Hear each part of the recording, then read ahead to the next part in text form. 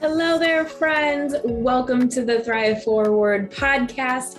On today's episode of the podcast, we are going to touch on short-term versus long-term. Well, Shannon, what does that mean? Have you ever found yourself in a scenario where either you're living too much for the present and not too worried about the future, or too much worried about the future that you're not worried about the present? Or not even being present, or maybe you're just locked in the present so much that your head is literally buried in the sand. Raise your hand while you're either in the car, at the gym, or at home, or in the office while listening to this podcast. I don't care who's around you. Have you ever felt in that situation? Do you know somebody that has felt in that situation? Well, today's podcast is for you, my friends. Let's tune in. Make sure you share. We'd love for you to tag us in social media. And if you so would love to, this would mean the world to us if you subscribe to the Thrive Forward podcast so you don't miss any other great episodes like today. All right, let's get to the content.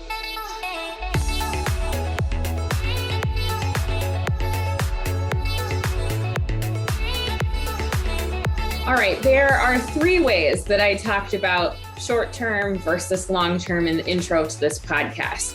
And we're going to touch on each one of those and why they might not be the best space for you to live, and rather, how can we have a combination of all of them to really help you thrive in your finances? So money touches every aspect of our lives. If you're a first-time listener to the Thrive Forward podcast, you maybe haven't heard me say that before, but if you are a long-term listener, then you know that this is something that we talk about quite frequently. Well, that being said, when we start to live our lives, we end up knowing that the things that we want to do and the places that we want to go and the experiences that we want to have and the people that we want to experience it with can end up costing us what we want to be able to do. Should it cost us our future? Should it just cost us what we've planned for? What does any of that mean? So let's start breaking it down. I want you to understand that I have met clients in every one of these stages, and sometimes clients in the same household who are at two different stages.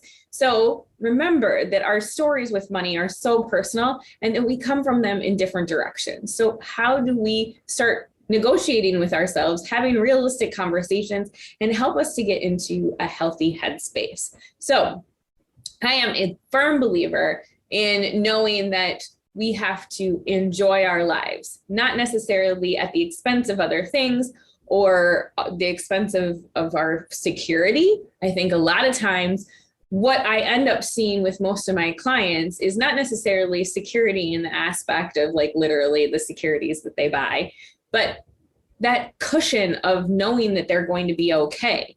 So many individuals, whether they have two nickels to rub together or several $1 million to their name, sometimes can have some sort of worry affected around their money. Let's talk about the individuals who want to live for the now. The individuals who are like, I don't know what's happening in the future, nor do I want to even worry about what is happening in the future. I want to focus on now. I want to go on that trip. I want to experience life. I want to go out to eat. I want to do all the things with my friends. I want my kids to have all of the things that they want to do. I want them to participate in every activity they want. I don't want to worry about what's happening in the future. I'm going to live for now, like right now. I'm going to do all of those things. Well, the reality is that is such a beautiful space to want to live in and to do all of those things. Now, I'm going to give you a gut check. You are going to have a future. At some point, you are going to have a future, and no one else is going to be saving for you. You might have a retirement plan through work, and they might be contributing to it only if you're contributing to it. And maybe you're one of those lucky ones that actually does have a pension that their employer participates in, or they are a part of a union that participates in a pension. But most Americans are not. And especially if you're a business owner, no one else is saving for you. But even if you're not a business owner, even if you are working for someone else, and maybe you're a highly compensated individual and you make really good money, so you want to reward yourself for all of the hard work. Abso-freaking-lutely, I want you to as well. But we should think about the amount of money that we are saving, the amount of money we are spending, the amount of money we are investing, and the amount of money that it just takes for us to experience those dreams we want to dream. I have sat with plenty of folks in my life and in my career where they might be taking their last breath and they wish they could have done something or wish they could have done that. And so many of you have seen loved ones. And so you don't want to live in that space. You want to do all of the things. You want to reward yourself for all of the things that you work so hard for. Can you do that in a way that isn't hurting you in the long run for your financial future?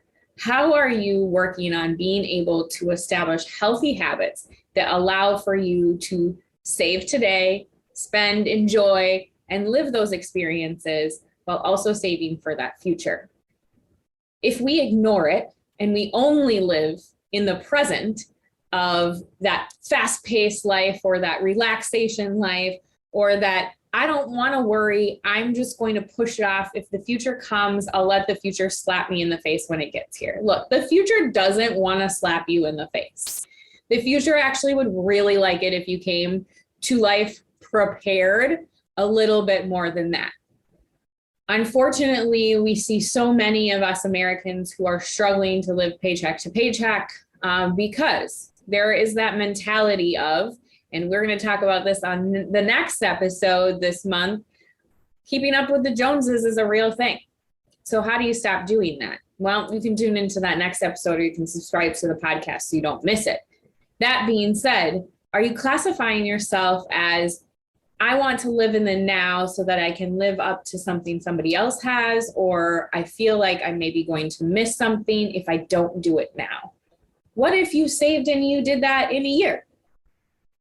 And maybe you are spending that money and it is going very well for you. You're not carrying any credit card debt. You're not carrying any consumer loan debt.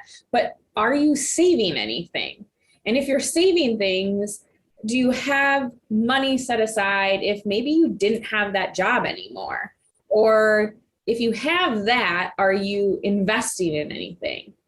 If you are investing and you've done financial planning and you're still able to live this lavish lifestyle of traveling and doing all the things that you want to be able to do, high five. That's not what I'm talking about. But I am talking about those individuals who are not taking responsibility to think about their whole financial picture. Yes, I exceptionally want you to live the life you want to. I had a friend once ask me, Shan, why don't you travel more? Like, why don't you go on trips? Why don't you do these different things? This was many, many years ago. And he said, you know what? I just have different priorities right now. Do I want to travel over the world? Yeah, I do. I would love to take my kids all over the world. I'd love to do all these different things. In fact, when COVID hit, did I have that little bit of like, oh, what if I don't get to take my girls to Europe? What if I don't get to have Jim see London like I want him to? What if we don't get to lay on a beach somewhere tropical and sip pina coladas? What if I work too hard to do these things that I forgot about living in the present? And so I did listen to that friend a little bit, twofold. I kept doing my job of saving. And then I decided that we were going to, all this saving and all of this spending in a healthy way, I was going to take my family on a trip. And I was going to take my parents and my kids and my husband, and we were going to go to Walt Disneyland because my parents had never been, my kids had never been, and my dad has Alzheimer's. And what super cool way of being able to experience something before his care declines than doing something that big kids get to do. Well, little kids get to do it, but we're big kids in our household, and we wanted to have that same experience. So we went and it was wonderful. And I was able to pay for it and not worry about how I was going to pay for it when I came back. And I think a lot of times when we get in those scenarios, we live this lavish place and then maybe second guess it later or don't have an appropriate plan in place. And this same friend in the future, fast forward a few years, this friend came back to me and we were having a conversation about how the only debt I had was my mortgage, and how I was so proud of myself for paying off my debt and using my income responsibly, and how I had set this goal for myself from where I wanted to be from a net worth perspective by the time I was 40, and where I was at to that goal, and how hard I've worked while also still being able to build a house we love to have. COVID put a wrench in our travels, but we have been able to, we took a summer vacation, we're taking a spring break trip, we're taking another trip, and we have set a goal that we'll travel every quarter. So I listened to that friend, but at the same time, I have made myself myself the freedom to know that I am planned well into the future. Then on the flip side, I have some individuals who I come across who are so worried about that future that they don't live for the present and they don't enjoy themselves.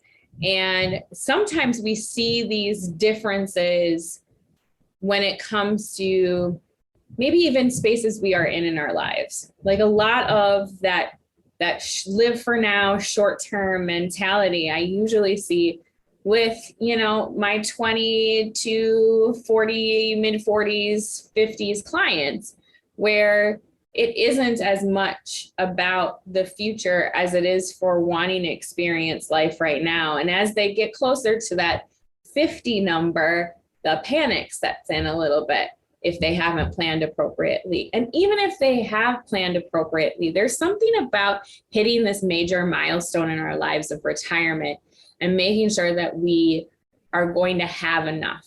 Because logistically, my friends, so much changes. You go from having, for most individuals, a stable paycheck, either once a month, bi-weekly, some of us get paid every week, that element of, we'll call it security, quote unquote, or that ability to understand that something's coming in to take care of us, goes away when we retire for most of us. And so then where does that income come from? And where are we? And how do we make this a better space for ourselves to feel more confident? My answer is always going to be financial planning. Financial planning is going to help you understand that, but also some of those emotions of understanding that we did get to save all of those years. If we've done the saving, by the time we get to retirement, now is the time for us to enjoy it. And I get so many clients who those first couple of years of retirement, it's hard being able to switch that mentality from save to spend, because we've been in this space, and maybe even our own, money stories or wealth stories have changed us from understanding it's okay to spend this money that we saved so hard for. What do we do now that we've gotten to this point? How do we deal with the fact that that's that? Or we're panicking every time the market fluctuates. Are we going to have enough because we've been through those points before where we've seen that decline? Now, most of the time it's come back up if we've stayed invested and we haven't moved to cash, and we have the ability to make sure that that dollar stretches. The other piece is we're probably much more understanding that expenses have grown, and that's our little friend, call it inflation. And is that going to continue to happen? And are we going to be susceptible to some of those things happening? Well, you see, my friends, that's why it's so important to understand your own personal situations. A lot of times with my clients, I'm having conversations around cash flow. And most people, when they sit down with me, they're like, why would you have these conversations about cash flow? I just want to understand what the rate of return in my portfolio is. Well, how can I tell you that you have enough or that you aren't saving enough if I don't understand what the lifestyle is that you lead, so that we can get you to a place where you are financially thriving and you feel confident enough in the future and confident enough to spend the money right now? I can't understand that if I don't understand what goes in and what comes out. And oftentimes we don't even understand that because we haven't taken the time to do it. We haven't taken the time to sit down and assess, where is it that I'm spending money? Where is it that I'm earning money? Where do I need to replace that earning money with the money I've saved from? All of this is tied together. But if we are stuck in our emotions in one space or another, we won't get to the place that we want to go. If we are too busy thinking about, oh, I have to do this now, because if I don't do it now, I'll never be able to do it. And I'm never going to be able to do that because I'm not going to have enough to do it. Even though I probably have enough to do it, I just haven't established myself the freedom to allow myself to do it. I'm going to let that sink in for a second, my friends. The other piece, this third mentality, is something that we don't always talk about, but it's that person that is living in the present. And you see, my friend, if this is you, you have buried your head so far in the sand that you aren't paying attention to anything. You might have some things on autopilot, but you're so quote unquote busy or head in the sand that you haven't taken responsibility of understanding what your finances look like. So when that future comes, it probably is going to slap you in the face because you're not paying attention to anything that's going on. And you're not even looking at it. You maybe don't even know where anything is. And then maybe that life event that is going to happen, and it's going to be like this, and a snap of your fingers and a blink of your eye, and all of a sudden you are going to have to pay attention to your money. And you're not going to know where to start, and it's going to feel overwhelming because then you're going to have to think about your cash flow. Where am I spending my money? What is coming in? Where are all of the accounts that I did set up? I thought I set up this at that, or maybe I worked at this place and I never took any responsibility to roll that thing over or pay attention to it. Oh, by the way, I bet I should probably have life insurance to take care of my family, but I haven't applied for that, and now I have a health ailment.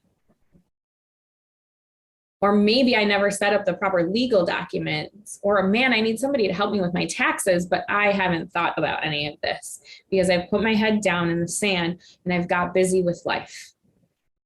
And I forgot to think about how it touches everything that I do. So either you're living too much for now, you're living too much for the forward, or you're not paying attention to it at all. So how do you have a healthy relationship with all of those things? Well, my simple answer, in all honesty, how much are you spending? How much are you saving? Those two things are going to help you have a greater understanding. And is a great first place to start if you're the person with your head in the sand. Understanding those pieces. No, I don't care how much money you make or what your net worth is. Look, no matter where you go or how complex, if you sit down with a wealth manager and they're like, oh, we can do all of these things for you and you can do all of these things, the reality is those things might just be the rate of return on a portfolio, the fancy design of the intricate securities that are going to be within the portfolio. But what specifically is it that you need to understand? You need to understand if you can go on that vacation, if you can buy that second home, if you can start that business you've always wanted to, if you can give to your grandkids, if you can send your kids to college, if you can do the things that actually are the things you want to experience in your life.